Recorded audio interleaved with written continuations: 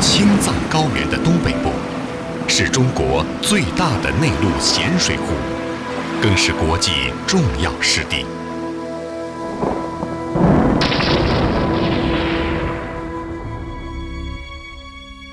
青海湖的形成是大自然的杰作。早在2亿3千万年以前，青藏高原是一片浩瀚无际的古海洋。200万年前，剧烈的造山运动使这片古海洋逐渐隆起，一跃形成了世界屋脊。到了大约距今100万年前的第4纪，青海湖东面的日月山发生了强烈的隆起，拦截了青海湖的出口。原来从青海湖向东流出的河流，被迫向西流入青海湖。现在青海境内的丹霞地貌，就是当年万河奔流而过的印记。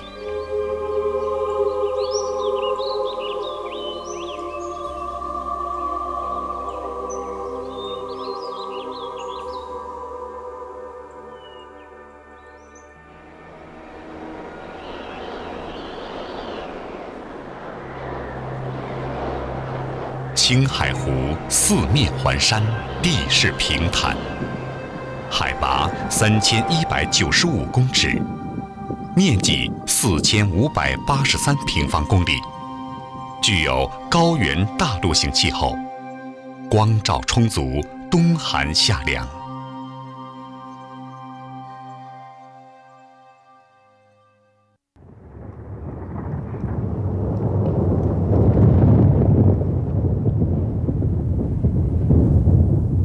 每年的春天，当印度洋上的暖流涌来之时，第一批斑头雁一路嘎嘎欢叫，日夜兼程。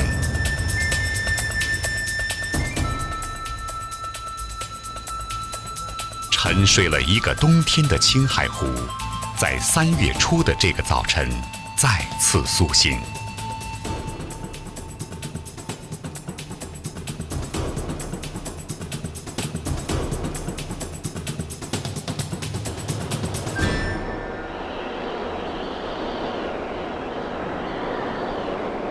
据说，每到迁飞的信息，每年成千上万只斑头雁从它们的越冬地东南亚、印度洋、孟加拉、缅甸以及中国南方，飞越世界屋脊喜马拉雅山，来到青海湖湿地生儿育女。这真是地球上最壮观的迁飞。在6000米以下，零下50度的高空，它们以每小时60至80公里的速度飞翔，每分钟呼吸1次稀薄的空气，每分钟心跳300次，以维持身体的热量。候鸟为什么能够从万里之遥准确返回故地，至今仍然是个谜。目前普遍认可的观点有2种：一是认为它们依靠太阳和星辰的位置确定迁飞方向；二是认为它们靠地球磁场感应迁飞。总之，它们身体里有一部最精准的导航仪，引领这支浩浩荡荡的迁飞队伍到达他们的目的地。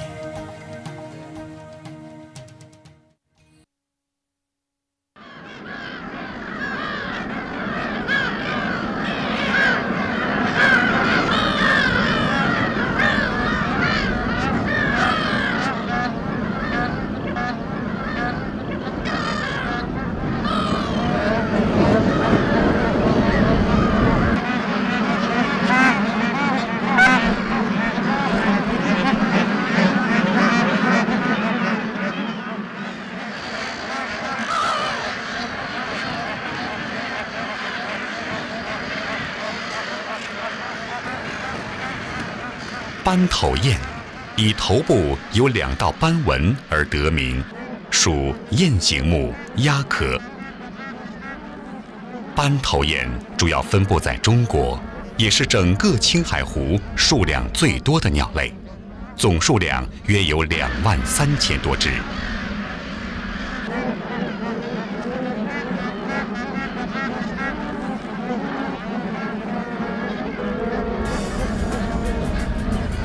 春天是恋爱的季节，斑头雁每年来到青海湖的第一件事就是谈情说爱。斑头雁发情最显著的标志是它们的脖子会出现明显的凹痕，嘴和腿的颜色也比平时更加鲜艳。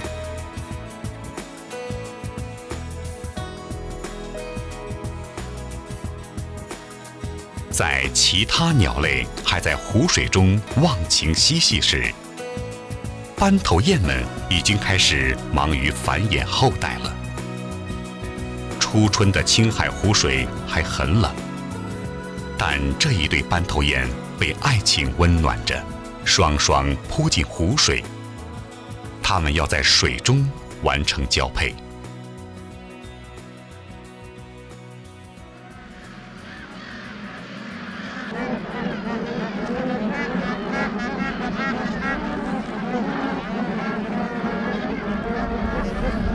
完成交配的斑头雁回到岸上，它们要筑巢孵卵了。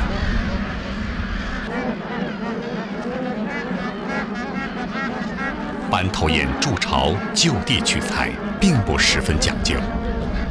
树枝、枯草、羽毛、沙石，这些信手拈来的材料，都能为它们搭一个温暖的家。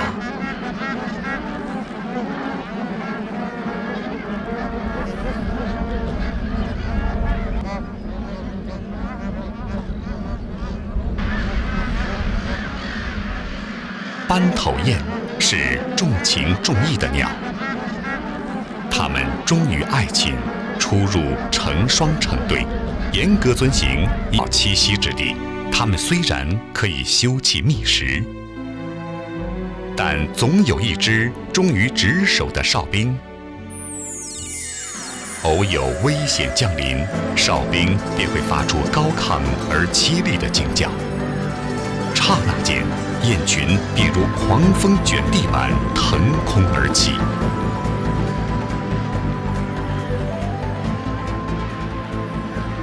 老鹰的这一战是彻底以失败告终。也许他怎么都没有想到，平时根本不被自己放在眼里的斑头雁，会让自己一败涂地。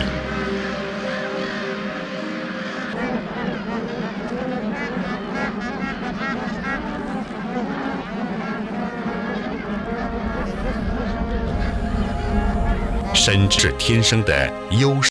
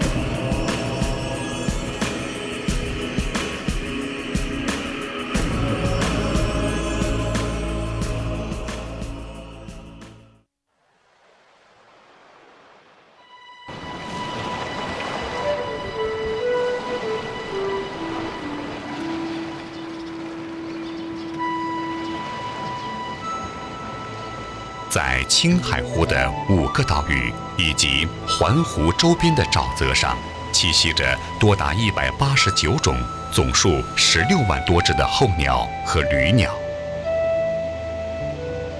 鸟岛又名小西山，面积0.24平方公里，大约有30个足球场那么大，形状如同蝌蚪。鸟岛在很长时间里不为人所知，人们只知道青藏高原有青海湖，却并不知道青海湖有鸟岛。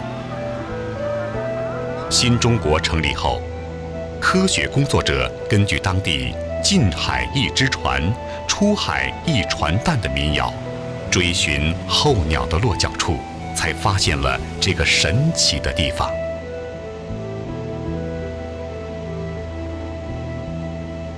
3月底，当青藏高原的气温转暖，众多候鸟也开始向鸟岛迁飞。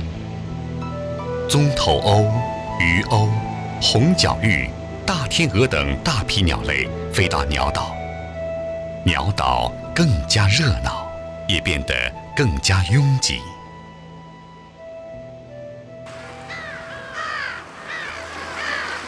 但是，鸬鹚却是不爱凑热闹的候鸟。青海湖的鸬鹚共有14000多只。它们避开了最热闹的鸟岛，把主要的栖息地选在了海心山。这个岛也因此被称作鸬鹚岛。鸬鹚们按照不同部落的繁殖群，分别在各个山崖、石滩筑巢安家。鸬鹚的羽毛为金属黑色，有绿色光泽，长嘴坚硬且带有锐钩，这是捕鱼的利器。下颌有囊，便于存放食物和水。飞行时常常低空掠过水面，颈和双腿伸得笔直。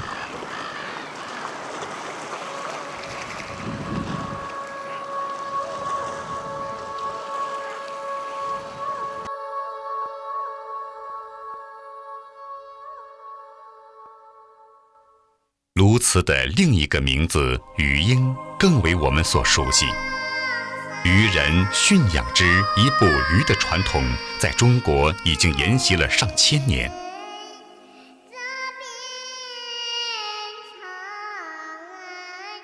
直到今天，中国湖南、广西、云南等地仍有渔民驯养鸬鹚捕鱼。一只鸬鹚一年可以为主人捕捉到上千斤活鱼。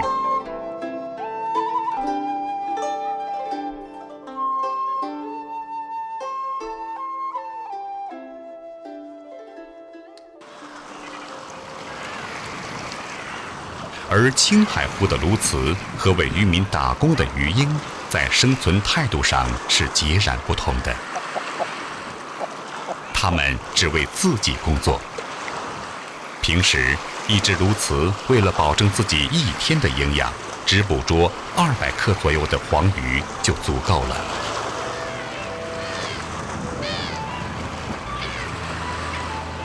要把家建在险处，以避天敌。这是鸬鹚祖先留给后代的遗训。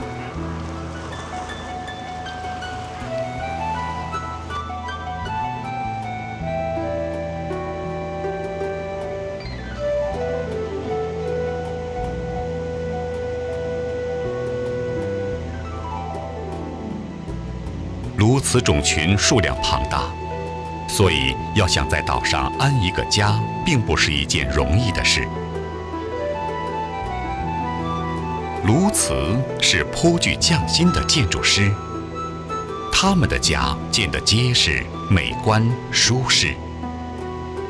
树枝、鱼骨、海藻和杂草是他们筑巢的基本材料。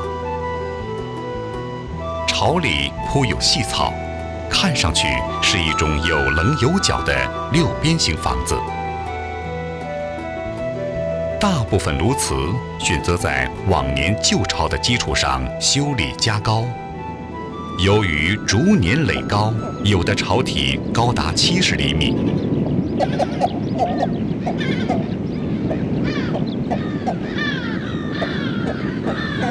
鸬鹚还有笨拙的、令人啼笑皆非的一面。这只鸬鹚当得起“天生建筑家”的殊荣，但也恰恰由于鸬鹚选窝时对地形特点的要求，造成了它们经常会在深度睡眠中坠崖而死的结果。也许这也是印证了自然界适者生存的法则吧。不利变异的状况很容易在生存斗争中失败而死亡。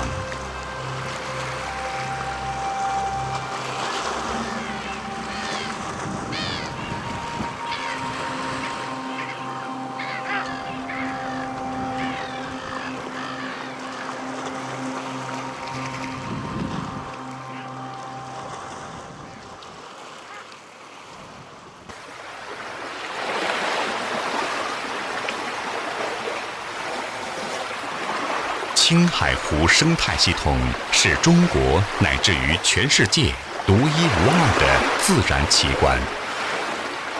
在海拔3200米的高原上，每年会吸引数以万计的各种鸟类再次栖息。而原生独有的鱼类裸鲤，也叫黄鱼，是维系这个生态系统最关键的生物之一，是湖与鸟共生和草地生态中的核心物种，也是中国唯一的高含咸水鱼种。由于青海湖地处海拔3000多米高原，水温低，食物贫乏和生长期短，黄鱼生长缓慢，一条黄鱼长到500克，差不多需要10年。黄鱼群体中，雄鱼多于雌鱼，繁殖力较低。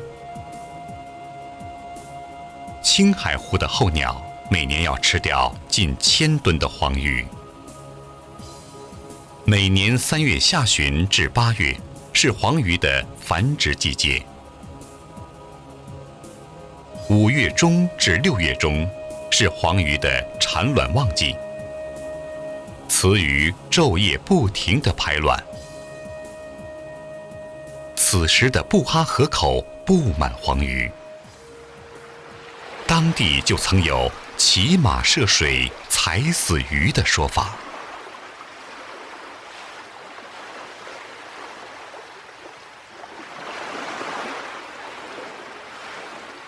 棕头鸥选择青海湖繁衍栖息，正是因为青海湖有它们赖以生存的食物黄鱼。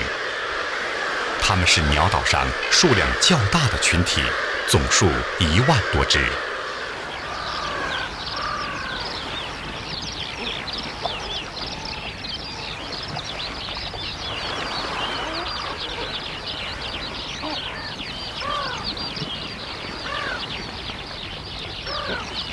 棕头鸥的捕食能力远不及鸬鹚和鱼鸥，所以它们经常追随鸬鹚、鱼鸥之后，捡食它们的残羹剩饭。棕头鸥也不够厚道，它们还会经常偷取斑头雁的筑巢材料，并在亲雁外出时偷食雁卵。其实，聪明的棕头鸥是在根据气温和光照周期的微妙变化，研判青海湖裸鲤的产卵回游日期，然后再决定自己开始产卵的时间，以便在育雏季节有充足的食物保证。一旦时机成熟，便是棕头鸥的爱情瓜熟蒂落的时候，此鸥开始接受雄性伴侣的求偶，与之交配。棕头鸥的繁殖季开始了。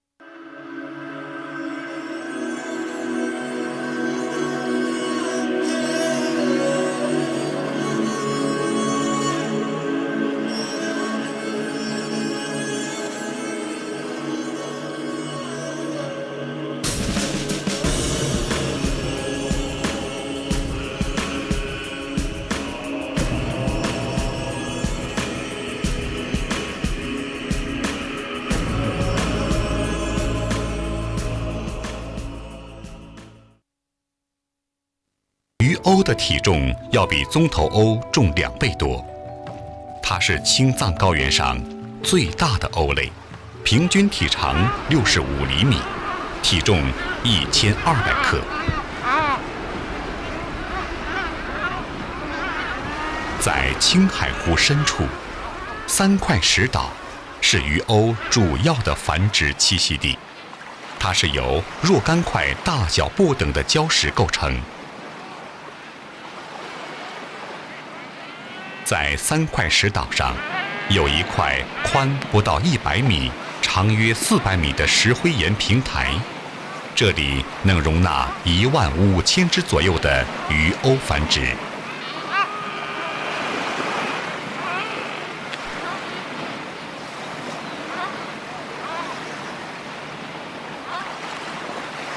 鱼鸥喜欢深居海岛，因为它们经受不住人类的干扰。鱼鸥的巢喜欢住在基底为岩石的临水台壁上，它们大多采取群体筑巢的生活关系。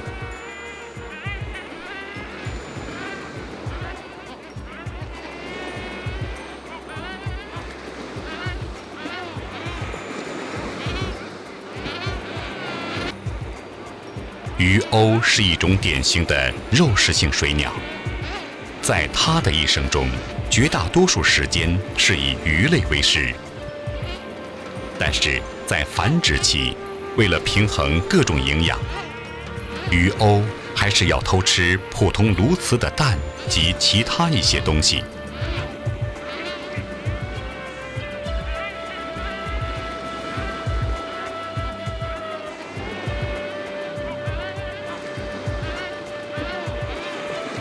在3块石和海心山栖息的鱼鸥，每年大约有22000只，在育雏期种群扩大为53000只左右。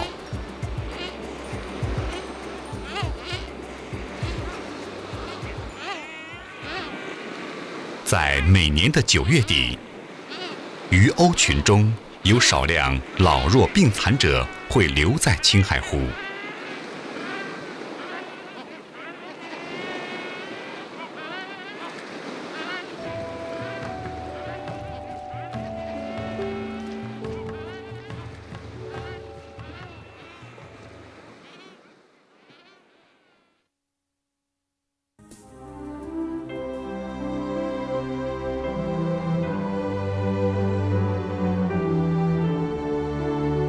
青海湖自古就有各民族人民生活的印记，蒙语称它为库库诺尔，意思是青色的海；藏语称措温波，含义是蓝色的海洋。汉人在北魏时期，他们即将举行一场华丽的婚舞。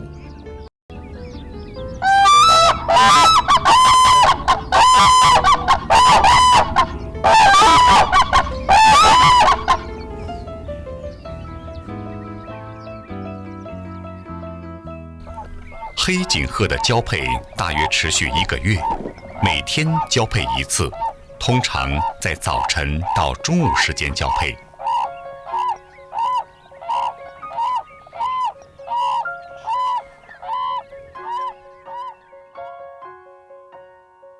黑颈鹤一边度蜜月，一边营巢。它们的巢大多营建在四周环水的草墩上，茂密的芦苇丛中，或在人畜不易接近的湿地上，用枯萎的苔草、灯芯草等筑成。黑颈鹤是国家1类保护动物。对黑颈鹤的保护，传统文化是重要的推动力量。世界上篇幅最长，也是世上目前尚被传唱的最后一部史诗《格萨尔王传》里，记录了许多关于神鸟黑颈鹤的故事。在藏族人民心目中，黑颈鹤是幸福吉祥的象征，对它们倍加爱护。黑颈鹤对人类保持高度的警觉，但对当地身穿藏袍的牧民却并不回避。在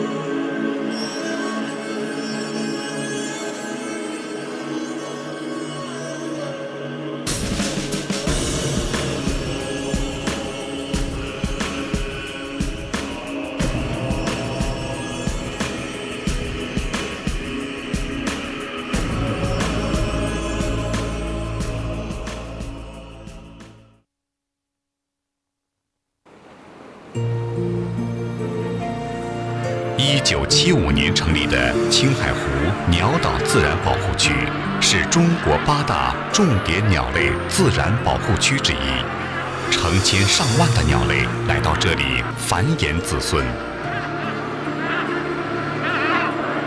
5月，青海湖气温进一步转暖，草原上的嫩叶已经萌发。这正是大自然赐给斑头雁幼雁最好的食物。经过长达30天左右的精心孵化，这个繁殖季第1只小斑头雁在鸟岛降生了。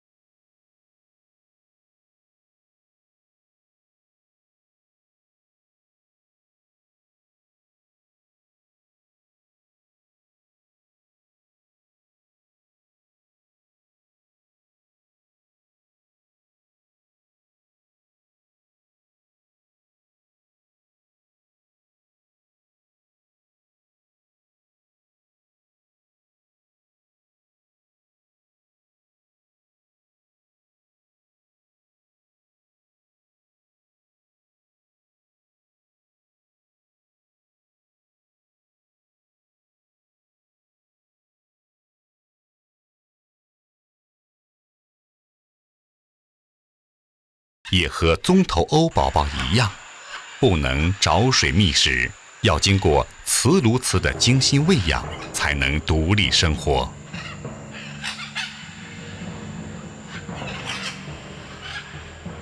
这对鸬鹚的宝宝出生10多天了，这时它们的胃口大极了，每天要吞下超出自身体重好几倍的黄鱼。历经32天的孵化，这位黑颈鹤妈妈终于听见身体下轻微的凿壳声，她知道自己的宝宝要出生了。黑颈鹤幼雏从凿孔到出生需要1天左右的时间，破壳而出的幼雏第2天就能站立，第3天开始吃食。亲鸟带着它们在鸟巢附近的浅水处和草滩上活动，父母会将食物先到幼雏面前给它们吃。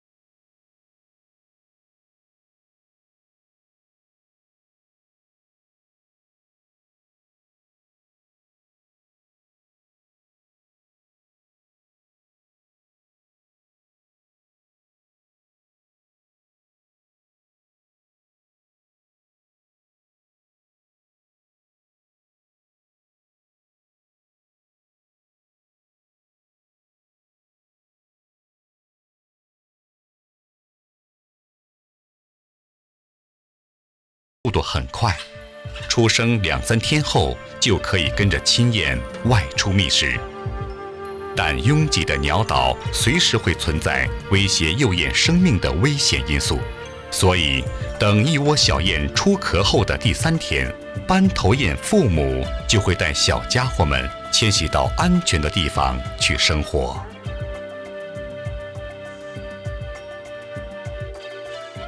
斑头雁的群体很温情，这个斑头雁家庭准备举家迁居了，亲戚和邻居们都赶来欢送，并护送这个家庭越过危险地段。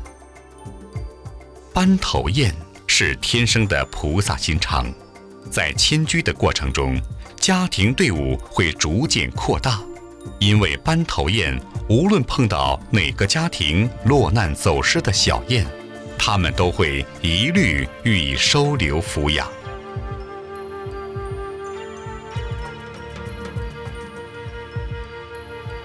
斑头雁迁徙的队伍历尽艰险，终于来到安全地带。在这里，小雁进入成长期，斑头雁父母会教会小雁学习游泳、飞行等生存本领。然而，和斑头雁相比，棕头鸥的育雏过程要残酷严厉得多。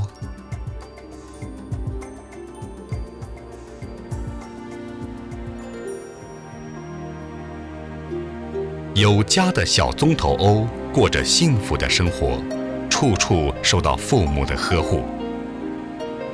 但是，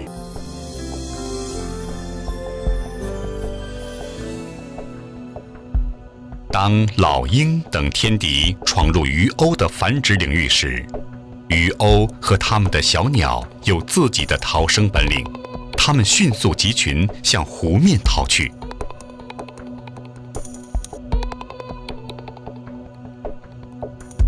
当大多数鱼鸥和它们的小鸟集中在湖面上时，鱼鸥会成群结队地护卫在小鸟的周围，等待着天敌侵扰的消失。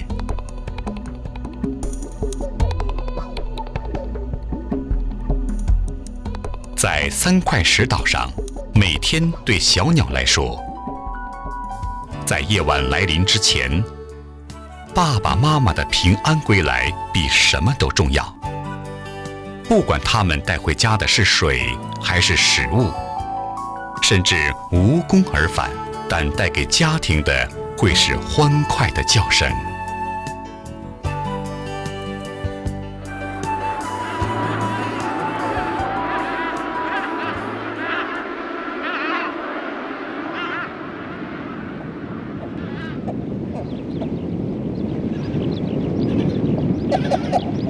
同棕头鸥一样，鸬鹚通过自己的进化适应机制，将育雏期调控到与黄鱼的洄游期完全同步的时间，这使得种群能更好地利用食物资源。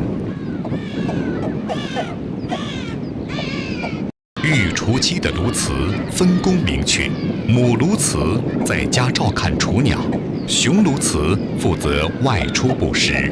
鸬鹚喂雏的方法也十分特别。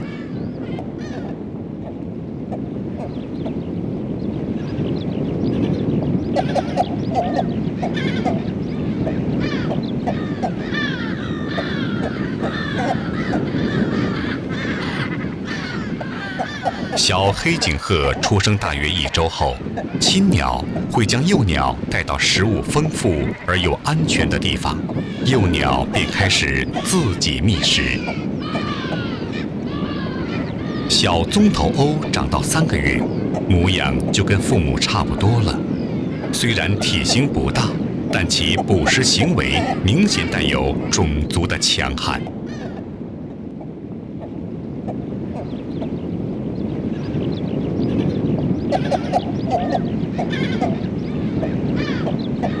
7月是青海湖最美的季节，也是最适宜小鸟们练习飞翔的日子。这些小鸬鹚是好几个家庭，甚至大半个部落的成员，由长辈们带领在陆地上练习飞翔。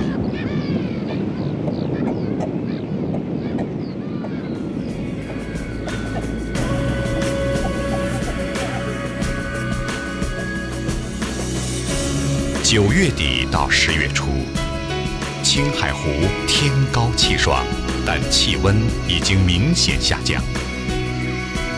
斑头雁、棕头鸥和鸬鹚们知道必须离开了。成千上万只候鸟和它们的幼鸟分别向南迁飞。从10月份开始，青海湖的黑颈鹤也开始重新结群，分散在各领地的黑颈鹤会率领幼鹤再次聚集，准备飞往南方。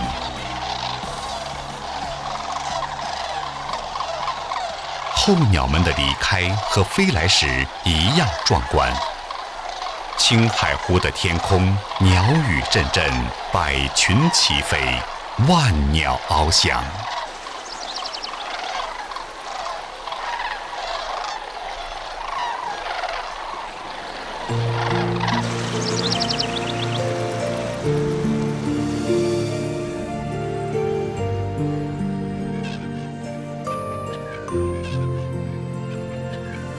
青海湖重归静寂，青藏高原又将成为一个冰雪世界。